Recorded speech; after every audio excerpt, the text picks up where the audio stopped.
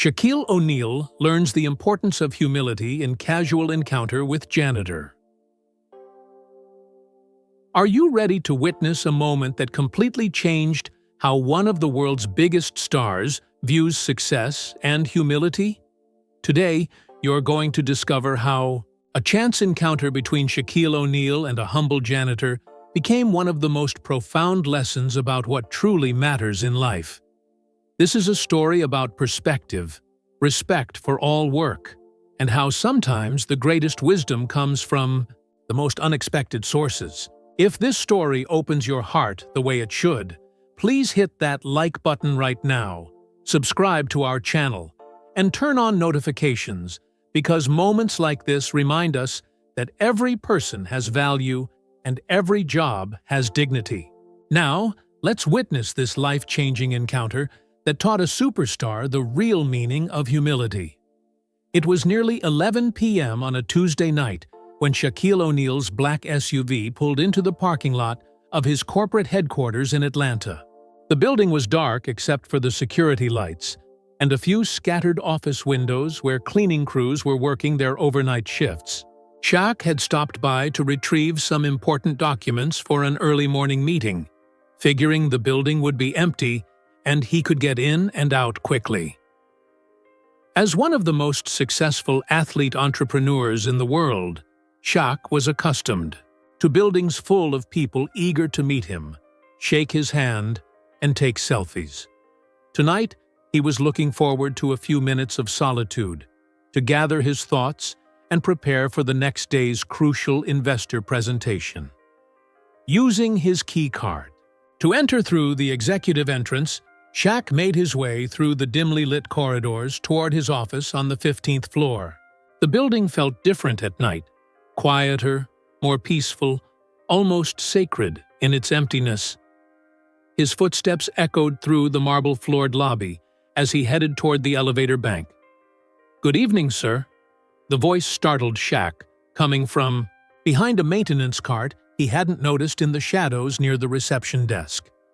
A man emerged, wearing the blue uniform of the building's custodial service, carrying a spray bottle and cleaning cloth. "Oh, hey there," Shaq replied, slightly embarrassed that he'd been caught off guard. "Didn't see you there. Sorry if I'm interrupting your work." The man, who appeared to be in his 60s with graying hair and kind eyes behind wire-rimmed glasses, smiled warmly. "No interruption at all, Mr. O'Neal. I'm just finishing up the lobby. Beautiful evening to be working, actually."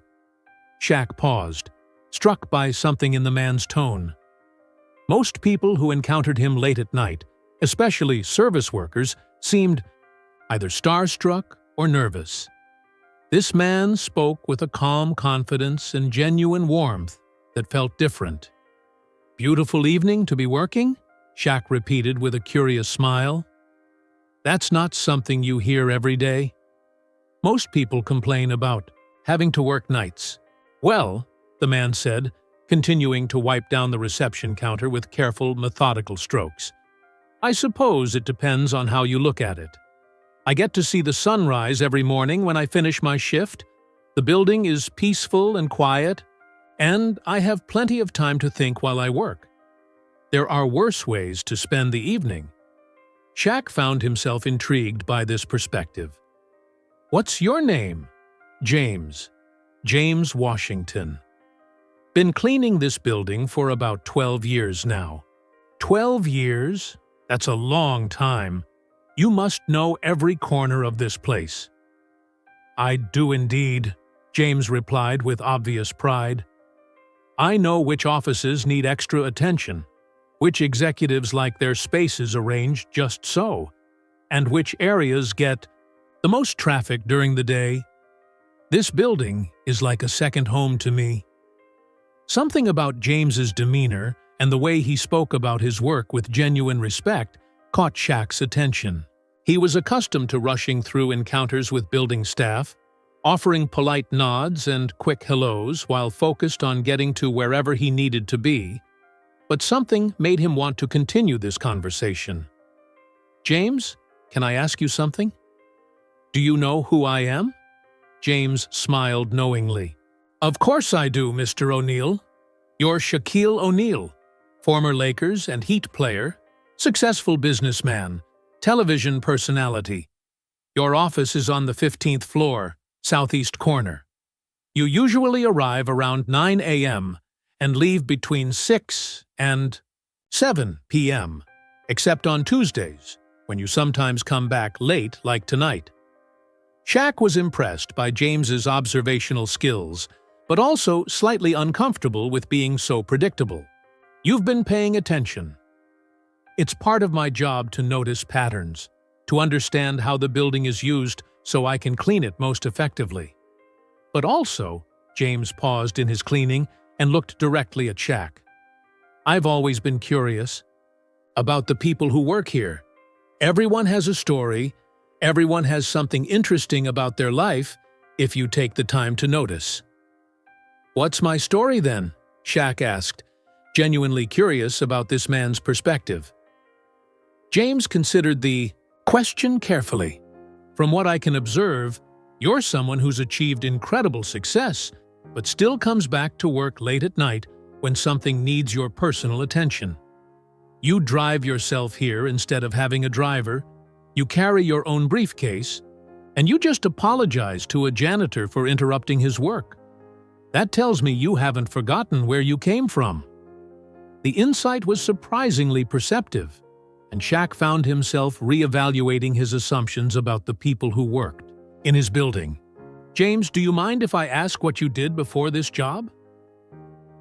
I taught high school mathematics for 35 years, James replied matter-of-factly, returning to his cleaning. Retired in 2010, but I missed having purpose in my days, so I took this job to stay active and contribute something useful. Shaq felt his perspective shifting dramatically. You were a teacher for 35 years, and now you're working as a janitor? I'm working as a custodian, James corrected gently. And yes, I chose this work because it gives me satisfaction, helps pay for my wife's medical expenses, and allows me to take pride in maintaining a space where important work happens. If you're already feeling the power of this encounter, please take a moment to hit that like button. What James teaches Shaq next will completely change how you think about work and dignity. Shaq found himself leaning against the marble reception counter, his urgent business documents temporarily forgotten as he absorbed what James had just told him. James, I have to ask, doesn't it feel like a step backward? Going from teaching mathematics to cleaning buildings? James paused in his work and looked up at Shaq with patient eyes that suggested he'd been asked this question before. Mr. O'Neal, may I ask you something? When you were playing basketball, what made you feel most proud? Was it the size of your contract, or was it the excellence of your performance? The performance, definitely. The money was nice, but the satisfaction came from playing well, helping my team win, doing something I was good at. Exactly, James said, resuming his careful cleaning of the glass surfaces. Work isn't about the perception others have of what you do. It's about the pride you take in doing it well and the purpose you find in it. He gestured around the pristine lobby. When I taught mathematics, I took pride in helping young minds understand complex concepts. Now, I take pride in creating an environment where people can focus on important work without distraction. Both jobs serve others. Both require skill and dedication. Both contribute to society in meaningful ways. Shaq was quiet for a moment, processing this perspective. But surely the pay, the status, the recognition, Mr. O'Neal, with respect, those are external measures that other people use to judge work. They don't determine the internal satisfaction that comes from work well done. James moved to clean the windows overlooking the parking lot, his movements efficient and practiced. When I was teaching, I was respected for my position, but some days I felt like I wasn't reaching the students who needed help most. Here, I can see immediate results of my effort. Every surface I clean, every space I organize, every small detail I attend to makes this building a better place for the people who work here. That's a beautiful way to look at it, Shaq admitted. Let me tell you something I learned in 35 years of teaching, James said, turning to face Shaq directly. The students who taught me the most weren't always the ones with the highest grades or the most obvious potential. Sometimes the greatest wisdom came from the student who struggled but never gave up, or the one who found creative solutions to problems others couldn't solve. What does that have to do with this? Shaq asked. It taught me that value and wisdom exist everywhere, in every person, in every role. The maintenance worker who keeps a hospital clean contributes to patient healing, just as much as the surgeon. The person who stocks grocery shelves ensures families have access to nutrition just as meaningfully as the person who grows the food. James resumed his cleaning, but continued speaking. When I took this job, my former teaching colleagues were puzzled. Some even felt sorry for me. But what they didn't understand is that I didn't take a step down. I took a step toward a different kind of service. Different how? As a teacher, I served students directly, face-to-face, with immediate feedback and relationships. As a custodian, I serve hundreds of people indirectly, creating conditions that allow them to do their best work. Both forms of service matter. Shaq was beginning to understand something that had never occurred to him before. James, are you saying that all work has equal dignity? I'm saying that all honest work has dignity, yes. But more than that, I'm saying that the dignity comes from the worker, not from the work. A person who approaches any job with excellence, integrity, and service to others brings dignity to that role. Can you give me an example? James smiled and pointed to his cleaning cart. See this cart? It's organized with supplies in a specific order that allows me to work most efficiently. I've studied the patterns of how this building is used, identified the areas that need the most attention, and developed systems that ensure consistent quality. That sounds like management, Shaq observed. It is management.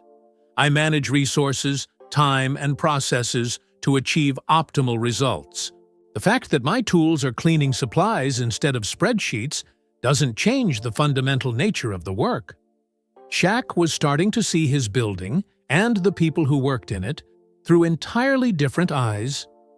James, what do you do during your shifts? I mean, besides the obvious cleaning tasks? I observe, I think, I plan, and I solve problems, James replied. Last month, I noticed that the carpet in the conference room on the 8th floor was wearing unevenly. I researched the traffic patterns and recommended rearranging the furniture to distribute wear more evenly. That recommendation will extend the carpet's life by several years. That saved the company money. Exactly. 2 weeks ago, I noticed that the lighting in the employee break room was creating glare on the television screen where people watch news during lunch. I suggested repositioning one of the lights, and now people can actually see the screen clearly. That improved working conditions. Right again. And yesterday, I found a small water leak behind a bathroom fixture that could have caused significant damage if left unaddressed. I reported it immediately, and maintenance fixed it this morning. Shaq was beginning to realize that James wasn't just cleaning the building. He was actively managing and improving it. James, you're basically serving as an overnight facilities consultant. I'm serving in whatever capacity allows me to do my best work and contribute most meaningfully. Some nights that means deep cleaning, some nights it means problem solving, some nights it means simply ensuring that people arrive to a welcoming, well-maintained environment. And you find satisfaction in all of that? I find purpose in all of that, James corrected. Satisfaction is a feeling that comes and goes. Purpose is deeper. It's understanding that your work, whatever it is, contributes to something larger than yourself. As James continued his methodical cleaning routine, Shaq found himself completely absorbed in their conversation. The urgent documents that had brought him to the building seemed far less important than the lesson in perspective he was receiving from this unexpected teacher. "James, can I ask you something personal? What made you decide to become a teacher originally?" James smiled as he carefully arranged the magazines in the reception area. "I wanted to make a difference in young people's lives. I believed that if I could help them understand mathematics, I could help them develop logical thinking skills that would serve them in every area of life." "And did you? Make a difference, I mean?" "Some students, yes. Others, I'm not sure." Teaching is like planting seeds. Sometimes you see the growth immediately. Sometimes it takes years. And sometimes you never know if the seed took root. James paused in his work and looked thoughtful. "But here's what I learned after 35 years. The impact you have on people often has less to do with the specific content you're teaching and more to do with how you treat them, what you model for them, and whether you see their potential." "What do you mean?" "I had a student named Marcus who struggled terribly with algebra. He was failing my class, getting frustrated, and starting to believe he was bad at math. I could have focused only on his test scores and concluded he wasn't cut out for mathematics. But you didn't?" "Instead, I noticed that Marcus had incredible spatial reasoning skills. He could visualize complex three-dimensional relationships that other students couldn't grasp. So I started presenting algebraic concepts through geometric visualizations. Did it work?" "Marcus not only passed algebra, he went on to become an engineer. He designs bridges now. But the real lesson wasn't about teaching techniques. It was about seeing potential where others saw problems." Shaq nodded, understanding. The parallel to his own life and the coaches who had seen potential in him when he was young and unrefined. "That's exactly what I try to do in this job," James continued. "I look for potential problems to prevent, potential improvements to suggest, potential ways to make this environment better for everyone who uses it." "James, I have to tell you something. In all my years of business, I've never had a conversation like this with someone in your position." "What do you mean?" "I mean, I usually say hello to custodial staff, maybe thank them for their work, but I've never actually talked with someone about their perspective on their job, their background, their approach to their work." James nodded understandingly. "Most people don't, and I don't expect them to. Everyone's busy, focused on their own responsibilities, but I think they're missing something valuable." "What's that?" "They're missing the wisdom that comes from seeing an organization from a different vantage point. When you clean every office, walk every hallway, observe every space in a building, you develop insights that people who only see their own small part of the operation might miss." "Give me an example." James set down his cleaning supplies and looked directly at Shaq. "Mr. O'Neill, you have excellent instincts for business, and your company is very successful.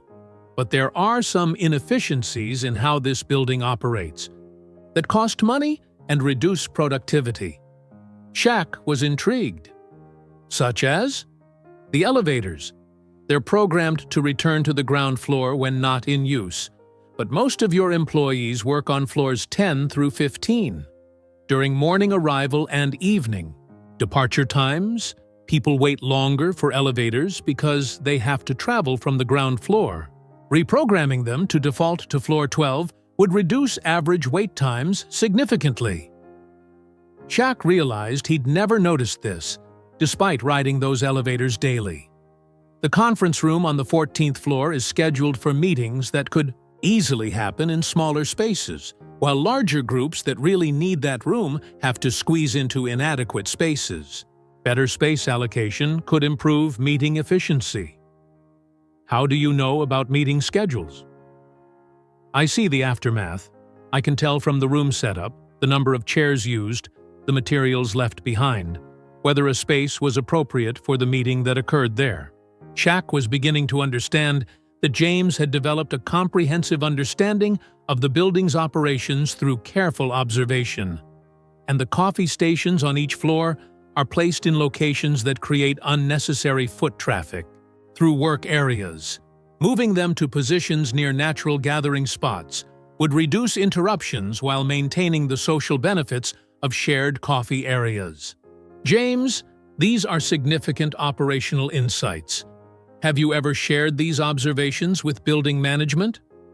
I've mentioned a few things to my supervisor, but I think there's a perception that custodial staff should focus on cleaning and not comment on business operations. That's a waste of your expertise. Perhaps, but I don't clean this building to gain recognition for my business insights. I clean it because maintaining excellence in this environment is valuable work that contributes to everyone's success. Shaq was quiet for a moment, absorbing the profound humility and wisdom in James's approach to his work. James, can I ask you something? Do you ever feel undervalued, overlooked, like your potential is being wasted? James considered the question carefully. Mr. O'Neill, I've learned that feeling valued starts with valuing yourself and your work. If I approach this job with excellence and take pride in contributing to this organization's success, then I am valuable, regardless of whether others recognize it. But recognition feels good, doesn't it? Recognition is pleasant, but it's not essential for satisfaction. What's essential is knowing that your work matters, that you're doing it well, and that it serves a purpose larger than yourself. James picked up his spray bottle and began cleaning the stainless steel elevator doors. Besides, I do get recognition.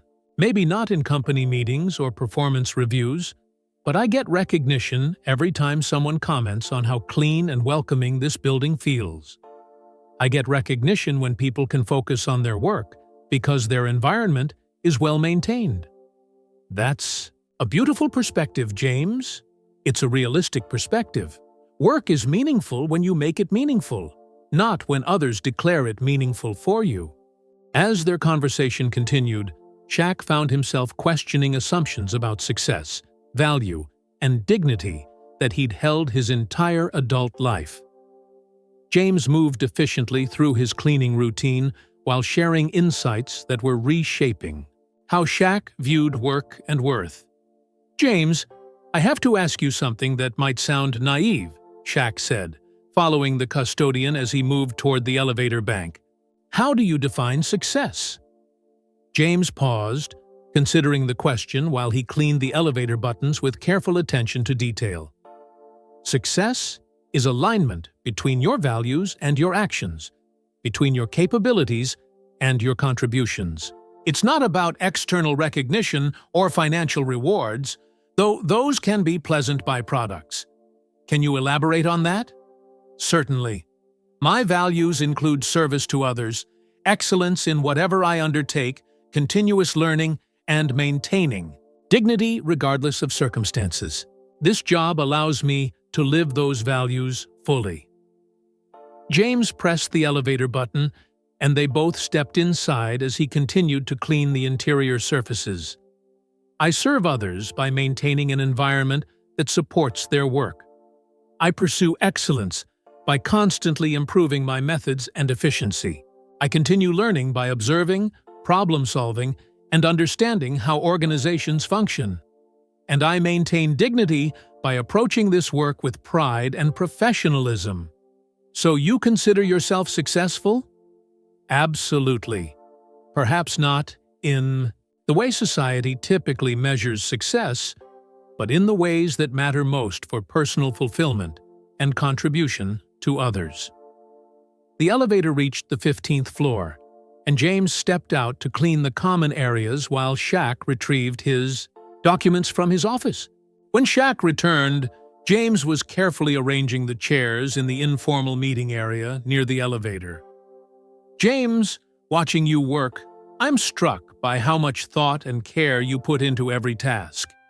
Most people would just push the chairs under the table and move on. Most people probably would, James agreed, but I've noticed that when seating areas look welcoming and organized, people are more likely to use them for impromptu discussions and collaboration. Small details create big impacts. That's very observant. It's part of understanding that my work isn't just about cleaning. It's about creating conditions that support the work others do. Every decision I make should serve that larger purpose. As they rode the elevator back down, Shaq asked, "James, what would you say to someone who looks at your job and thinks it's beneath someone with your education and experience?" "I'd say they're measuring worth with the wrong metrics," James replied without hesitation. "They're assuming that the value of work is determined by its status or compensation rather than by its quality and contribution." But don't education and experience create expectations for certain types of work? Education and experience create capabilities, not entitlements. My mathematics background helps me optimize cleaning routes and manage supplies efficiently. My teaching experience helps me communicate effectively with building occupants and solve problems systematically. This job uses my skills, just in different applications. They reached the lobby, and James returned to his cart to organize his supplies for the next area. "Moreover," James continued, "I think there's danger in believing that some honest work is inherently better than other honest work.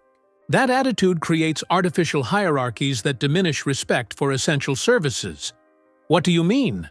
Who's more important to society? A marketing executive or a garbage collector?" Most people would say the executive, but what happens when garbage collection stops for a week versus when marketing campaigns stop for a week? Shaq hadn't considered this perspective before. The truth is, society functions because people do all kinds of work with dedication and skill. The person who cleans hospital rooms contributes to patient health. The person who maintains roads contributes to economic mobility.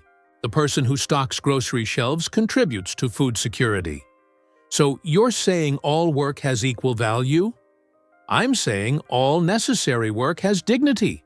And dignity comes from how you approach the work, not from what the work is. A surgeon who's careless and arrogant brings less dignity to their role than a janitor who's thoughtful and excellent. James began pushing his cart toward the next section of the building, and Shaq walked alongside him. "James, you've really made me think. Tonight, I'm realizing that I've probably made assumptions about people based on their jobs without considering their stories, their choices, their approaches to their work." "Most people do," James said kindly. "It's natural to use visible markers like job titles or workplace status to make quick judgments. But those markers often tell you more about circumstances than about character." "What do you mean?" "I mean that someone might be working in a job that seems beneath their qualifications because they're caring for an ill family member and need flexible hours, or because they're building specific skills for a future goal, or because they find meaning in that work that others can't see, or because they're wise enough to understand that fulfillment comes from excellence and service rather than from titles and status." "Exactly," James smiled. "You understand." As they reached the next area James needed to clean, Shaq realized that his entire perspective on work, value, and success had been fundamentally altered by this conversation. "James, I want to ask you something, and I hope you'll consider it seriously." "Of course. Would you be interested in consulting for my company? Your insights about building operations, efficiency, and organizational dynamics are exactly what we need. You see things that the rest of us miss." James paused in setting up his cleaning station and looked thoughtfully at Shaq. "Mr. O'Neill, I appreciate that offer more than you know. But I want you to understand something important. I'm not sharing these insights because I'm dissatisfied with my current role or because I'm hoping for different work. I understand that. But your perspective could help us operate more efficiently, serve our employees better, create a more effective work environment. That's exactly what I'm already doing, James replied with a gentle smile. Every night, through this work, I contribute to operational efficiency and employee satisfaction. The contribution is already happening. Shaq realized that James was teaching him one final lesson about finding purpose and satisfaction in whatever work you choose to do excellently. 3 months after his late-night encounter with James Washington, Shaquille O'Neal found himself implementing changes in both his business operations and his personal approach to leadership that reflected the profound lessons he'd learned that evening. "James, I wanted to show you something," Shaq said, approaching the custodian during another late-night visit to his office. This time, however, the visit was intentional. Shaq had begun scheduling regular evening stops to continue learning from the man who had become an unexpected mentor. "What is it, Mr. O'Neal?" James asked, pausing in his work to give Shaq his full attention. "These are the quarterly employee satisfaction surveys from our company," Shaq said, showing James a tablet with charts and graphs. "I wanted you to see the improvements we've made based on some of the observations you shared with me." James looked at the data with interest. "These numbers look very positive. What changed?" "We repositioned the coffee stations like you suggested, reprogrammed the elevators to default to floor 12, and reorganized the conference room booking system to match room size with meeting needs. But more importantly, we started asking different questions." "What kind of questions?" "We started asking employees at every level, not just management, for their observations about how our operations could be improved. We discovered that the people who interact with our systems daily have incredible insights that we'd been overlooking." James smiled appreciatively. "And what did you find?" "We found exactly what you taught me that night. Wisdom and valuable perspective exist at every level of an organization. The receptionist had insights about client experience that our customer service manager had missed. The security guard had observations about traffic flow that our facilities manager hadn't considered. That doesn't surprise me at all. But here's the bigger change, James. I've started approaching every interaction differently. Instead of just saying hello to building staff, restaurant employees, hotel workers, anyone whose job involves serving others, I've started actually talking with them, asking about their experiences, their observations, their perspectives. And what have you discovered? I've discovered that I was missing out on incredible wisdom because I was making assumptions about people based on their job titles, rather than taking time to understand their actual knowledge and insights." Shaq pulled up another screen on his tablet. "But the most significant change is this new program we've launched." James looked at the presentation titled, "The James Washington Excellence Initiative." "Mr. O'Neal, you didn't—" "I did." "And before you object, let me explain what this is. It's not about putting your name on something for recognition. It's about institutionalizing the approach to work that you demonstrated for me." "What does that mean?" "It means we're training all our employees, especially managers and executives, to value excellence regardless of where they find it, to seek insights from people at every level of our operations, and to understand that dignity and wisdom aren't determined by job titles." James was quiet for a moment, clearly moved by the gesture. "Every new employee, regardless of their position, goes through orientation that includes your story. Not with your name attached, but the story of a highly educated person who chose service work and approached it with such excellence and insight that it transformed how our entire organization thinks about value and contribution. That's very meaningful, Mr. O'Neal. But there's more. We've established a program where employees can submit operational improvement suggestions regardless of their department or level. The suggestions are evaluated based on merit, not on the position of the person submitting them. And the results? Incredible. In 3 months, we've received over 200 suggestions, and we've implemented 47 of them. The cost savings and efficiency improvements have been substantial. But more importantly, people feel valued for their observations and insights. James nodded approvingly. That creates a culture where everyone feels their perspective matters. Exactly. And James, I want you to know that I've also changed how I talk about work and success in my public appearances. When I speak to business groups or at universities, I share the lessons you taught me about finding dignity in any honest work approached with excellence. What kind of response do you get? Mixed, honestly. Some people get it immediately. Others struggle with the idea that a janitor could teach a successful businessman anything meaningful. But I keep sharing the message because it's important. Shaq showed James a video clip on his tablet from a recent speaking engagement. In the video, Shaq was addressing a group of college students. Success isn't about the prestige of your job, title, or the size of your paycheck.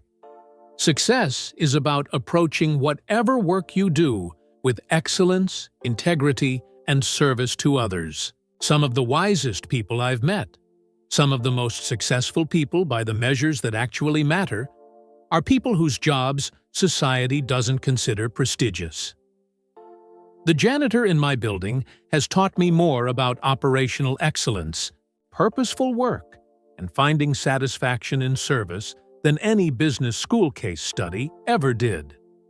He's shown me that dignity comes from the worker, not from the work. You're sharing that message publicly? Every chance I get.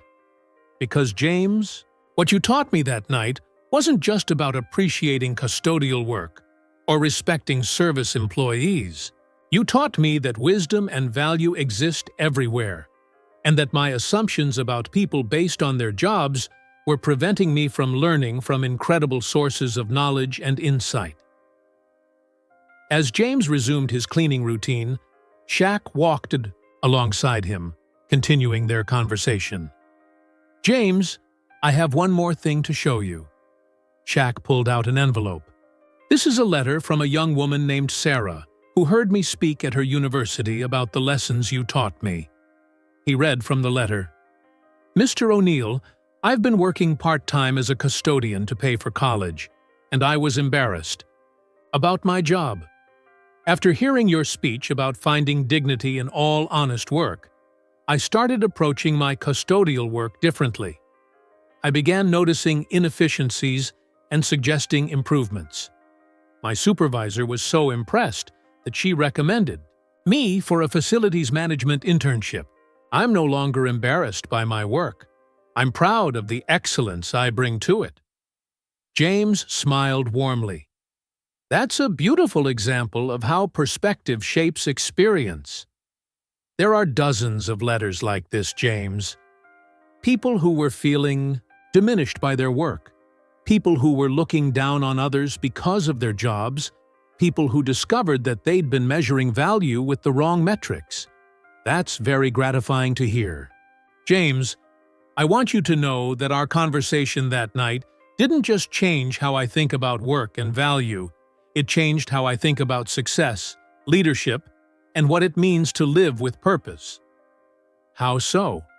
"I used to measure my success primarily by external achievements, championships, business deals, wealth accumulation. Now I measure it by whether I'm using my success to recognize and elevate the value in others, whether I'm learning from people regardless of their position, and whether I'm approaching my own work with the same excellence and humility that you demonstrate every night." As they completed their walk through the building, Shaq realized that James had given him something more valuable than any business deal or investment return: a new understanding of what it meant to work with dignity. and find purpose in service to others. Thank you, James, for everything you've taught me, for the way you've changed how I see work and people, and for showing me what true success looks like. Thank you, Mr. O'Neill, for being open to learning, for implementing changes that value everyone's contributions, and for sharing these lessons with others who need to hear them. 6 months later, the James Washington Excellence Initiative had been adopted by 12 other companies, and Shaq's speeches about dignity in all honest. Work had been viewed millions of times online, but the most meaningful change was in Shaq himself. A man who had learned that true wisdom often comes from the most unexpected teachers, and that humility isn't about diminishing yourself, but about recognizing the value in everyone around you. This powerful story reminds us that wisdom and dignity exist in every honest profession, and that true success comes from approaching our work with excellence and service to others, regardless of its perceived status. If this story changed how you think about work and the value of every person's contribution, please take a moment to like this video, subscribe to our channel for more stories about finding wisdom in unexpected places, and share it with someone who might need to be reminded that every honest job has dignity when approached with excellence. Remember, you never know who might teach you the most important lessons of your life. Stay open, stay humble, and stay willing to learn from everyone you meet. Thank you for joining us on this journey of discovery and growth.